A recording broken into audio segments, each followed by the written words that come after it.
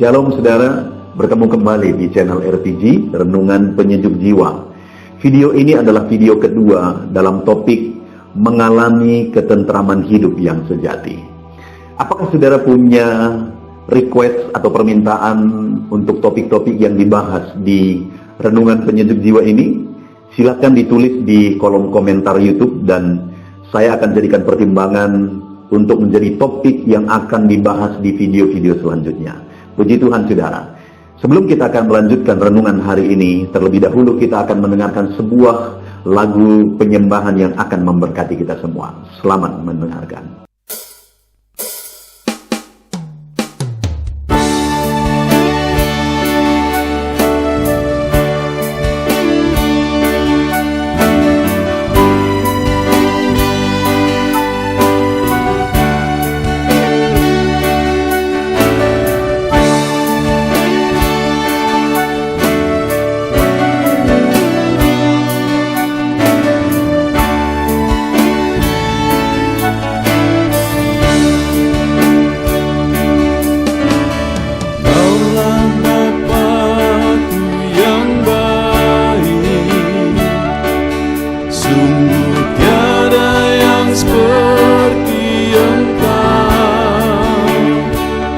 Bersyukur ku mengenalmu sebagai Bapakku.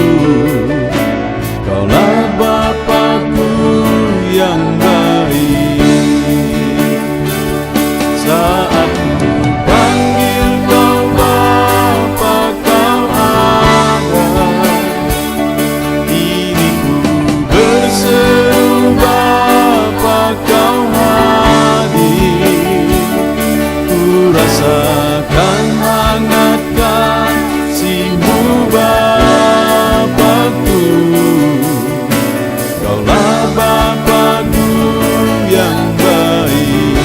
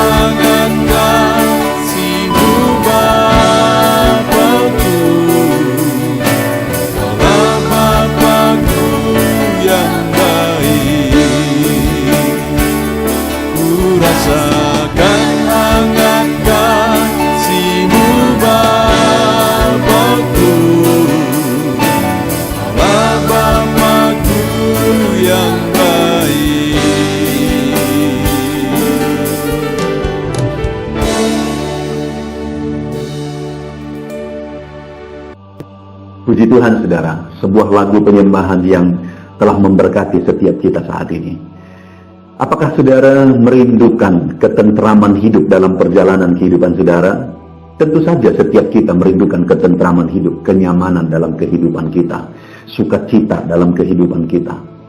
Di video yang pertama, saudara, kita sudah belajar dari Yesaya pasal 32 mulai ayat 9 sampai ayat 20.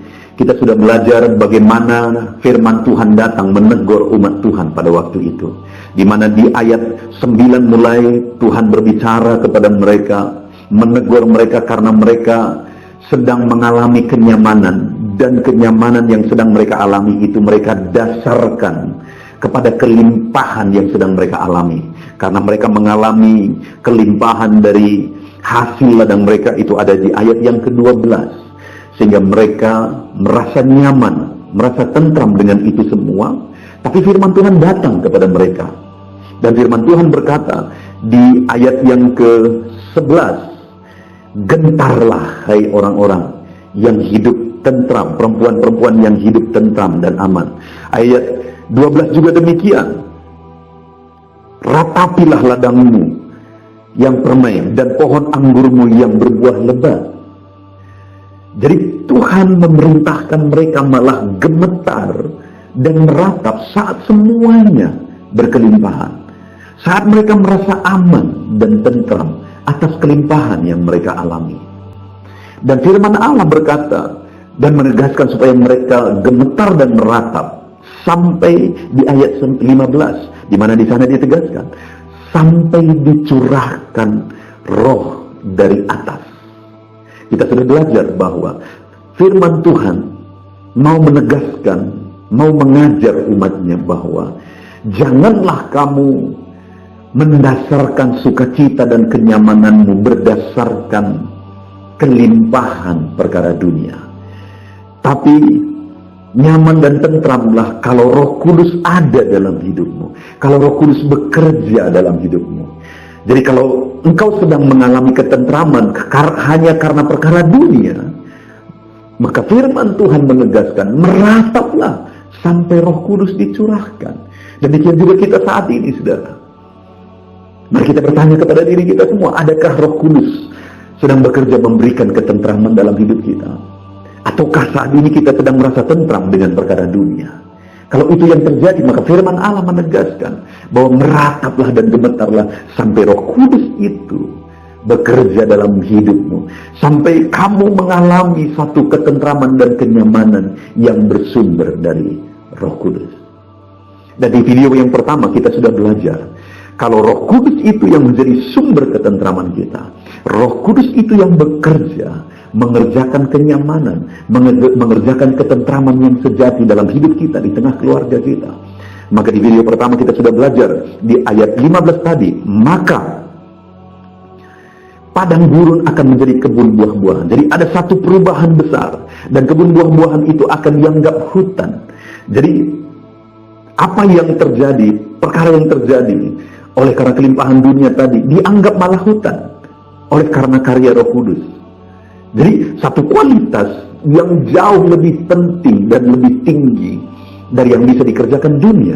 Itu yang mau ditegaskan firman Tuhan ini. Jadi kalau Roh Kudus itu dicurahkan, maka akan ada satu perubahan besar terjadi. Dan ada satu kualitas sukacita, ketentraman, kedamaian yang diberikan oleh Roh Kudus, yang dikerjakan oleh Roh Kudus. Nah, kemudian di video yang kedua ini, saudara, apalagi yang akan terjadi ketika Roh Kudus yang berkarya, bekerja, mengerjakan ketentraman dan keamanan dalam hidup kita. Kita lihat sama-sama ayat yang ke-16. Di padang gurun selalu akan berlaku keadilan, dan di kebun buah-buahan akan tetap ada kebenaran. Jadi setelah ayat 15 ditegaskan sampai dicurahkan Roh Kudus ke atasmu, maka dikatakan maka, ada kata maka di sana di ayat 15, lalu lompat ke ayat 16, maka di padang gurun akan berlaku keadilan, dan di kebun buah-buahan akan tetap ada kebenaran. Jadi ada dua kondisi yang disebutkan di sana, di padang gurun dan di kebun buah-buahan. Di mana sebelumnya firman Allah menegaskan bahwa ada satu kondisi mereka berkelimpahan. Tapi firman Tuhan juga menegaskan di ayat yang ke-10, 1 tahun lagi semua akan berubah.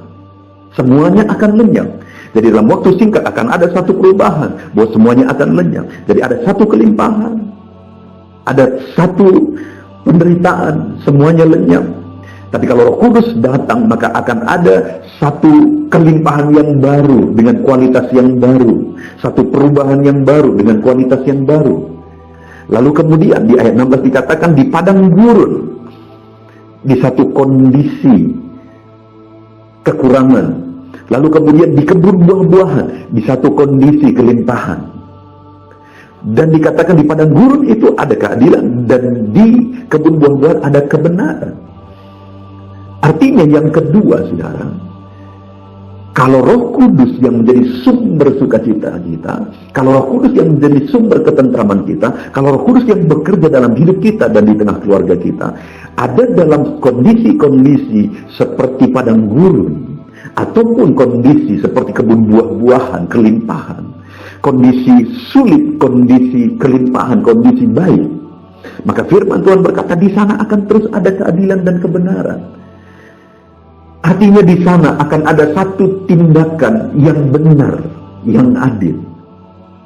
Atau sekali lagi, artinya dengan kata lain bahwa dengan adanya Roh Kudus yang bekerja dalam hidup kita, maka dalam setiap kondisi kita akan mampu berlaku benar, berlaku adil dan benar.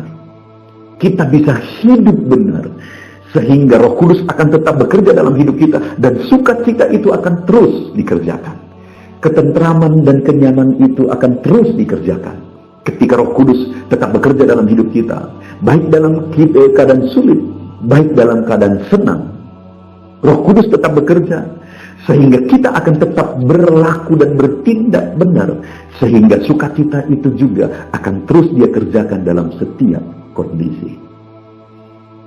Di mana tadi sebelumnya sudah ditegaskan oleh firman Tuhan bahwa ketika mereka berkelimpahan, umat-umat Tuhan pada waktu itu, mereka merasa nyaman oleh karena kelimpahan itu. Jadi kehidupan mereka tidak lagi benar, tindakan mereka tidak lagi benar.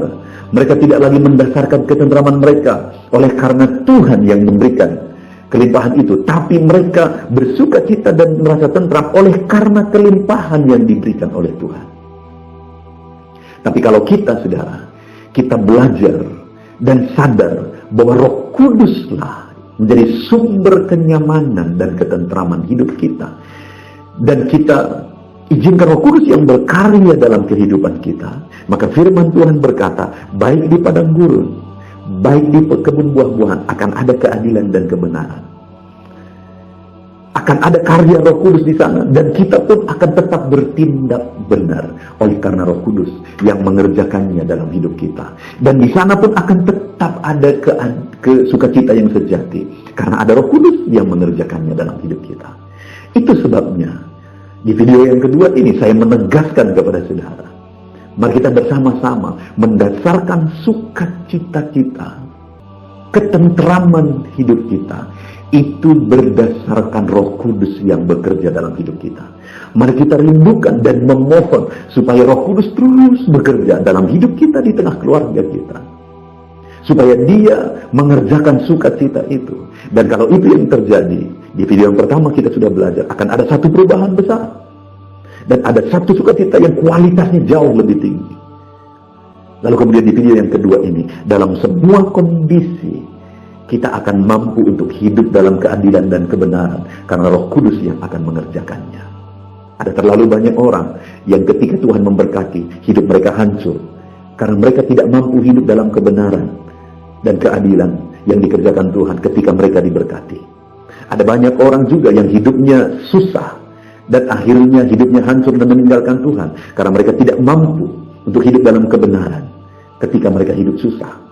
Tapi kalau orang yang dalam hidupnya, dia dasarkan sukacita dan ketentraman hidupnya kepada karya Roh Kudus yang bekerja dalam hidupnya, maka baik dalam kelimpahan, baik dalam kesusahan, dia akan mampu bertindak adil dan benar karena Roh Kudus mengerjakannya dalam kehidupannya.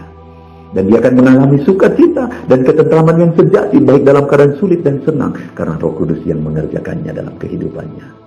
Mari terus rindukan Roh Kudus yang bekerja dalam hidup kita. Mari kita mohon Roh Kudus berkarya dalam hidup kita. Mari kita sandarkan sukacita kita kepada karya dan kehadiran Roh Kudus dalam kehidupan kita, maka Dia akan mengerjakan sukacita yang sejati. Kita bersyukur, dan hari ini mari kita sama-sama melangkah bersama dengan Roh Kudus dalam kehidupan kita. Tuhan kiranya memberkati kita semua. Mari kita berdoa. Bapa di surga, saat ini kami kembali sudah merenungkan firman-Mu. Kami akan terus merindukan Roh Kudus bekerja dalam hidup kami, dalam segala kondisi, dalam segala situasi.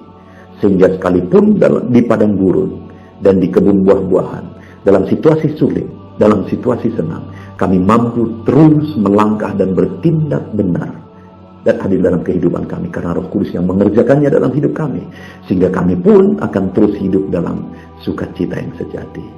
Terima kasih Bapa, kami sungguh bersyukur, dan saat ini kami terima firman-Mu, kami terapkan firman-Mu. Dalam nama Tuhan Yesus Kristus kami berdoa. Amin. Puji Tuhan saudara, tentunya renungan penyejuk jiwa hari ini sudah menjadi berkat bagi setiap saudara yang menyaksikan. Mari kita terapkan firman Tuhan dan raih janji firman Tuhan dalam kehidupan kita sehari-hari. Dan jangan lupa saudara, perkembangan channel ini tidak terlepas dari partisipasi saudara untuk mensubscribe, like, mengkomen, dan men-share kepada lebih banyak orang. Terima kasih buat partisipasi saudara. Tuhan Yesus memberkati.